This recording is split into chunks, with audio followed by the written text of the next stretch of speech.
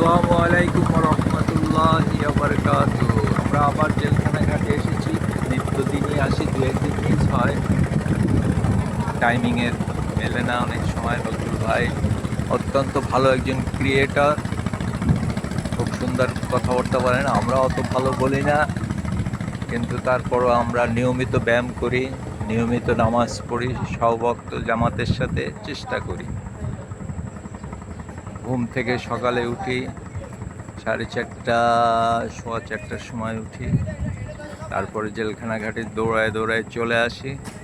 এখানে free hand exercise করে চলে যাই রেলওয়ে মাঠে।